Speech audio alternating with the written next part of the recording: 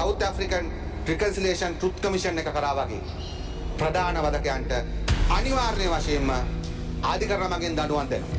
ලෝකේ ඉන්න හොඳම නිලධාරීන් හරි රනිල් වික්‍රමසිංහට විරුද්ධව නීතිය ඇතුළත කරන්න පුළුවන් හැම පරීක්ෂණයක්ම කරලා ඒ මිනිමරුවන්ට ඔවුන්ගේ ජීවිතය අවසාන කාලෙදී හරි අනිවාර්යෙන් දඬුවම් දෙන්නක් කටයුතු කරන නගර සභාපතිතුමා.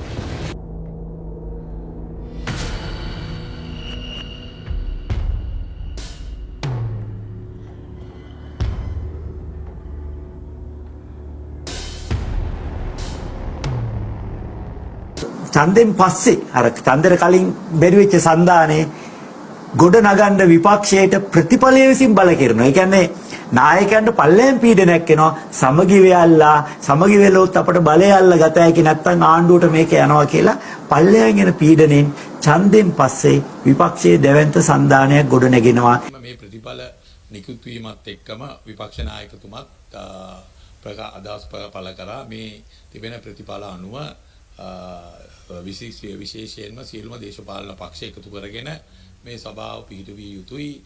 එතුමා ඒකට නායකත්වයක් දෙන්න ලෑස්ති. දැන් බලන්න අද සමහර ප්‍රවෘත්ති සිරස්තල දානවා ඔක්කොම බොරු. දැන් මමයි අරයයි ආයි අර කණ්ඩායම මේ කණ්ඩායම ඔක්කොම එක්කහුව වෙන්න සාකච්ඡා කරනවා. එක්කහුව වෙන්න සාකච්ඡා කරනවා නම් අපි දුරකථනයෙන් ඡන්ද ඉල්ලනවා. අපි සමගි ජන බලවේගයෙන් ඡන්ද ඉල්ලනවා. මේ ඔක්කොම කරන්නේ මොකද? හැමෝටම අපේ ප්‍රතිවාදී හැමෝටම ලොකු බියක් අපේම දහස් ගණනක් മന്ത്രിවරු මුළු රටේම අපි කිසිම දිස්ත්‍රික්කයක් කාටවත් බදු දීලා නැහැ. හැම පළාත් පාලන ආයතනයකටම තරඟ කරලා බිම්මට්ට මේ ලොකුම බලවේගය සමගි ජන බලවේගයේ බවට පත් වෙනවට බය කොට්ටාසක් මම දැක්ක මේ පත්තරයක දාලා තියෙන හැබැයි පත්තරේ ගහන්නේ උන්ගේ නෑදෑයන්ගේ පක්ෂේ උන්ගේ නෑදෑයන්ගේ පක්ෂෙන් ගහන පත්තරේ මොකද සජිත් මහින්ද රනිල් ඔක්කොම එක්කහුව වෙනවා. ඒක සිරස්තල වලටත් කියවන අමූලික පට්ටපල් බොරුවක්. ජනතාව අපිට ලබා දීලා තිබෙන පණිවිඩය තමයි විපක්ෂයේ සියලු දෙනා එකට එකතු කරගන්නේ කටයුතු කිරීම. විපක්ෂයේ සියලුම බලවේග එකතු විය යුතුයි කියන ජනමතය තුළ ඒ අභියෝගාත්මක වගකීම් ඉෂ්ට කරන්නට අපි සූදානම්. මහජනයා උඹලට ඡන්දේ දීලා තියෙන්නම බෙදලා පොහොට්ටුවට ටිකයි සජබඩ ටිකයි UMP එකට ටිකයි දිලිට්ට ටිකයි එහෙමනේ දීලා තියෙන්නේ. ඒ කියන්නේම තොපි බෙදලා හිටපියව කියන එක තමයි. බෙදලා ඡන්දේ දුන්නාට පස්සේ ඒකේ කොහෙද තියෙන්නේ බං එකතු වෙලා කියලා පණිවිඩයක්. පුදුම කතාවක් නේ ඒක. ඡන්දේ ඉල්ලද්දී ඒකාබද්ධ විපක්ෂයක් ඡන්දේ ඉල්ලුවේ නෑනේ. ඡන්දේ ඉල්ලුවේ වෙන පක්ෂ වෙනම. එතකොට ඒ පක්ෂ වලට තමයි ජනතාව ඡන්දේ පාවිච්චි කරේ. එක්සත් ජාතික පක්ෂයට ඡන්දේ දුන්න අය දුන්නේ ඒකට දෙනවා කියලා. සමගි ජන බලවේගයට දෙන අය ඡන්දේ දුන්නේ එහෙම දෙනවා කියලා. පොහොට්ටුවට ඡන්දේ දෙන කට්ටිය දුන්නේ එහෙම දෙනවා කියලා. ඊට පස්සේ දැන් ඒ කාගේවත් මේ අනුමැතියක් නෑ පසුව එකතු වීම සඳහා. ඒ නිසා ජනවරමට සම්පූර්ණ පටහැනි බලය ගන්න පුළුවන් කියලා තේරිච්ච ගමන් බලපෙරේතකමටද මේ එකතු වෙන්නේ. පළාත් පාලන ආයතන වල බලය ඇල්ලීම කියලා යන නාඩගම විගඩමකින් කෙලවර වෙන්න නියමිතයි. මතක තියාගන්න අපිට ඉදිරියේ තියෙන දේශපාලන ව්‍යාපාරයේ ලදරු අපරිණත පුස් හිස් ව්‍යාපාරය. දැන් අපිට මේ ජුනි දෙවෙනිදාගෙන් පස්සේ ලැබෙනවා ගමේ බලය.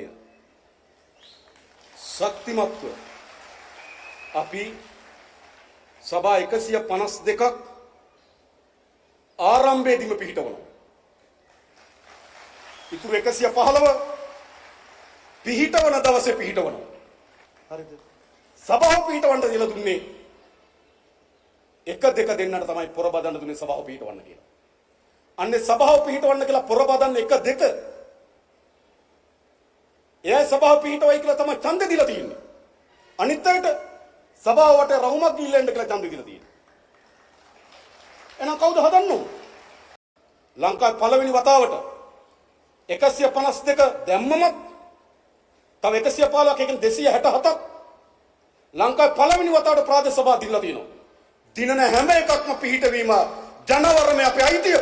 ජාතික ජන බලවේගයේ බහුතරය තියෙනවා නම් ඒ සභාව පිහිටවයි. ඒක තමයි ජනමතය. 10ක් තියෙනවා. එකතු වුණාට පස්සේ 11ක් වෙනවා අනිත් පැත්තේ කණ්ඩායම. ඉතින් පැහැදිලිවම බහුතරයක් නැහැ නේ. ඒක ජනමතයේ තියෙන විපක්ෂයට. ඒකට විපක්ෂයේ එකතු වෙලා සභාව පිටවන කියන එක එකතු වීමද නැද්ද කියන කාරණේ කෙසේ වෙතත් අපි ජනමතයට අහුම්කම්. එහෙම කොහොමද රටේ මේ සුම්බුන් එකතුවක් සුම්බුන් එකතුවක් කොහොමද රටේ ජනවරමට අභියෝග කරන්නේ? එම අභියෝග කරනවා නම් අපි ආණ්ඩු නෙවෙයි. කයිතිය. ඒකට අකුල් ලෙලන්න, ඒකට බාධා කරන්න ඕන නම් එනවනම් බාධා කරන අකුල් ලේන අයට කියන්න නීතිය ඕන තරම් ඉඩ කඩ තියෙන බව මතක තියාගන්න. අපි හැම වෙලාවම ජනවරමට කරු කරනවා. ඒ නිසා ජනවරමට අනුව අපි වැඩ කරන්න බැඳිලා ඉන්නවා. ජනවරමට එරෙහිව කවුරු හරි කටයුතු කරනවා නම් විවස්ථාව, නීතිය, දේශපාලනය මේ ඔක්කොගෙම අපි වැඩ කරන්න ලෑස්ති. මේ රටේ ජනතාවට අපි එක සහතිකයක් දෙන්නම්. මේ යාත්‍රාව සහතික වශයෙන් කුමන සුළු කුණාටු හැමුවත්, කුමන ප්‍රචණ්ඩකාරීත්වයක් ඇති වුණත් මේ යාත්‍රාව සහතික වශයෙන් ජයග්‍රහණය වෙරළ දක්වා ගමන් කරනවා.